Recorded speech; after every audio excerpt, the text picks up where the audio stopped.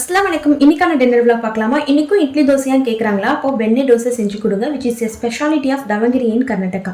பெண்ணைனா என்னன்னு கேட்கறதுக்கு முன்னாடியே நானே சொல்லிடுறேன். பெண்ணைனா கன்னடா லாங்குவேஜ்ல வெண்ணெய்னு சொல்லுவாங்க. சும்மா பட்டர் மட்டும் சேர்த்து பண்றதை விட இதுக்கு ஒரு மசாலா ரெடி பண்ணிக்கலாம், சூப்பரா இருக்கும். இப்போ மிக்ஸி ஜார்ல ஒரு மீடியம் சைஸ் வெங்காயம், 2 காஷ்மீரி மிளகாய், 5-6 பல்லு பூண்டு, கருவேப்பிலை, கண்டிப்பா 2 ஏலக்காய் சேர்த்துக்கணும், மஞ்சள் பொடி, தேவையான உப்பு, 1 டீஸ்பூன் வெல்லம் சேர்த்து அரைச்சு எடுத்துக்கோங்க ஃபைனா. கண்டிப்பா இந்த சட்னியை ரெடி பண்ணி வச்சுக்கோங்க, நல்ல ஃபிளேவர்ஃபுல்லா இருக்கும். இப்போ தோசை தவா ஹீட் ஆகின பிறகு தோசை ஊற்றிக்கலாம். தோசை ஹாஃப் குக் ஆகணும் கண்டிப்பா, அப்பதான் சட்னியை ஸ்ப்ரெட் பண்ணும் போது உங்களுக்கு ஈஸியா இருக்கும். இப்போ ரெடி பண்ணி வச்சிருந்த சட்னியை ஒரு இடம் விடாம ஸ்ப்ரெட் பண்ணிட்டு இந்த தோசை பேருக்கு ஏத்த மாதிரி பட்டர் நல்லா தாராளமா சேர்த்துக்கோங்க.